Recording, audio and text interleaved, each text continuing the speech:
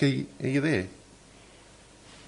Arthur, good evening, Angela and Costa. Hi, Good evening, Nick. Nick, before we start, I mean, we've had you on so many times. I think, you've become part of the furniture. You might as well come in and be part of the team.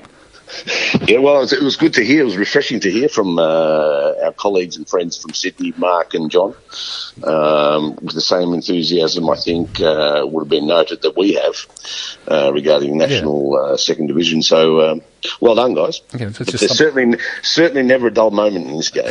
I know, right? We can't keep up. 3 hours isn't enough. We should go 24 hours. I'm telling you, you guys could at least cover a few more hours. Oh, I tell you, we could have talked a lot longer with all the guys. And anyway, so let's get started. So the big issue on social media this week was the announcement that Western United Football Club were going to be playing out of Lakeside Stadium. The APL or the A-League had issued their fixture indicating that Western United would be playing games at Lakeside Stadium. The Melbourne Sports Centre had put a notice out on their social media that Western United would be playing out of Lakeside Stadium. Which has been deleted, by the way, Arthur. You're preempting me there, Nick. Thank you. I was getting to that. And later in the day, so Thursday morning, later in the day, that was removed. And then later in the day, South Melbourne made the announcement that, hey, hang on, we've got a veto here. So, Nick, when did you know that Western United was intending to be playing out of Lakeside Stadium? Well, I think the fixture was released by them on Thursday morning. Late Wednesday afternoon, I was approached whether I'd meet Western United chairman and CEO, which I obviously agreed to, in which, and there's lots of noise in this space, but in summary, I was told by Western United CEO that they would be playing 7 games at Lakeside, and they had reached agreement with the trust. Subsequent to that, of course, the trust has confirmed that no such executed agreement exists. And I want to make it particularly clear here. I advised Western United that they should not proceed, based on the information that they shared with me, not proceed with the fixture release the following day, and that we would exercise all rights. I couldn't be any clearer than that. But they seem to be insistent, or the media comments coming out from APL and Western United is that they will be playing at Lakeside. Well, let's cover off on a few points here. Yeah. First of all, South has a long-term agreement with the government for Lakeside Stadium, and the details of the agreement are obviously confidential, but it does provide South Melbourne with numerous rights and privileges, which, based on Western United's announcement on Thursday morning, we exercised formally. And advise them of the same.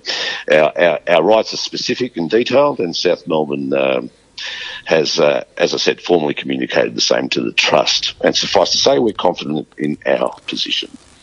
So that's where we are with that particular part of the issue. In relation to can I also just pick up, first of all, on the social media side? I think it's exploded. It's been extraordinary.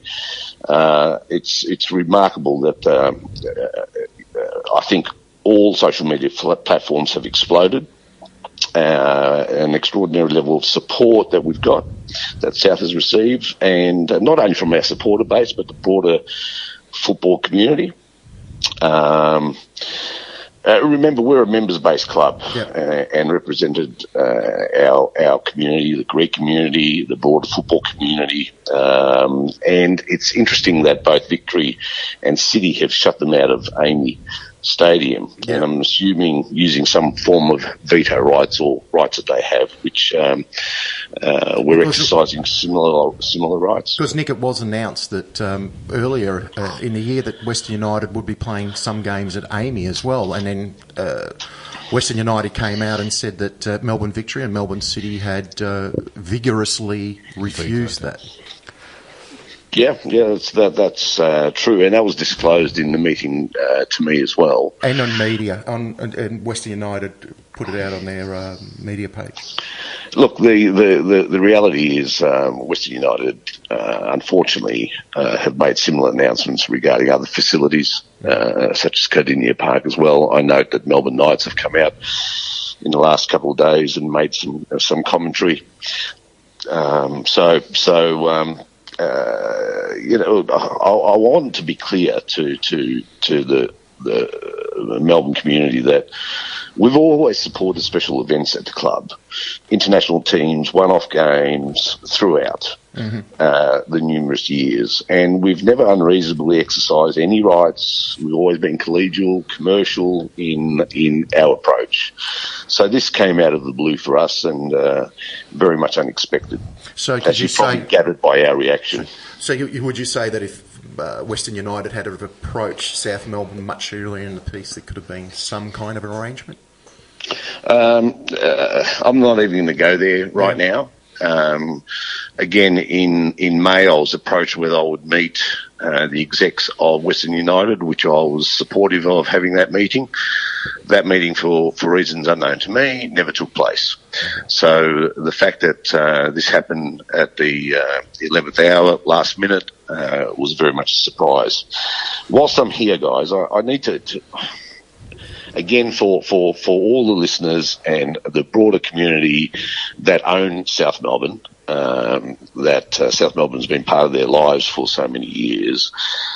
South Melbourne has been in that precinct since 1959 and based out of Middle Park. And in fact, South Melbourne United, which was, as we all know, one of the three clubs that merged in 59 to create the modern South Melbourne, dates back to the 1930s. So we've been in that precinct for almost 100 years and worked closely with government throughout. In the mid-90s, we relocated to Lakeside Stadium when the then government needed Middle Park for Grand Prix and works in Albert Park. And more recently, again, we've worked with government closely when Lakeside was redeveloped to accommodate athletics, when the old Olympic Park was demolished. So we've always treated our relationship with government and now athletics, Victoria, as a partnership. And I can assure our supporters and members and the broader community that we'll be at Lakeside for decades to come. Mm-hmm. There you go. One final question. So the Melbourne Sports Centre, have they officially communicated to South Melbourne about any agreement with Western United Football Club and Lakeside Stadium? Obviously, we were in communications on Thursday. They haven't formally responded to what was sent to them Thursday afternoon. Excuse me. I don't understand how this has become Lakeside or South Melbourne's problem when the A-League is not supporting their own club. And so, this becoming our problem, we certainly don't think so. And now, again, if you remember the basics of their the bid, which they were successful for the A-League bid, and we were unsuccessful some 3 years ago. Yep. Their bid was based on, and we've had this communicated by the FA, that they were successful because they were based in a new demographic out west, and they had a shiny new $200 million stadium. 3 years later, that stadium still doesn't exist, and I think even on their social media, their own supporters are pushing back on the fact that they're coming into what we consider a crowded space in centralised demographic here in Melbourne. Yeah. So for the very reasons that apparently we were unsuccessful in our A-League. Oh, sorry, Nick. Wasn't it also that Lakeside Stadium was considered too close to Amy Park? Yeah, absolutely. For the same reason. It's a crowded demographic. Mm. It's a centralised Melbourne. Yeah. So that's why everything that has taken place is, from our perspective, absolutely extraordinary. Mm-hmm. All right. Nice So simple. we've heard from South, and we'll be speaking to Chris Palavana shortly. Τώρα μπορώ να μιλήσω ελληνικά, δεν θα μου βάλετε πρόστιμο. Oh, it's after 8 o'clock. 2 minutes after 8 o'clock. So you can speak Greek. That's all right, Costa. I'm on your program as well. Because we've got a lot of English listeners, speakers on, I'll also, after Costa asks you the question, I'll also repeat the question in English. Ναι, τον ερώτησε ήδη τον Νίκο στην ερώτηση. Αν ερχόταν πιο μπροστά να μιλούσαν μαζί του, αν τα πράγματα θα ήταν πιο smooth ή τουλάχιστον δεν θα φτάναν σε αυτό το σημείο. Αυτό ήταν.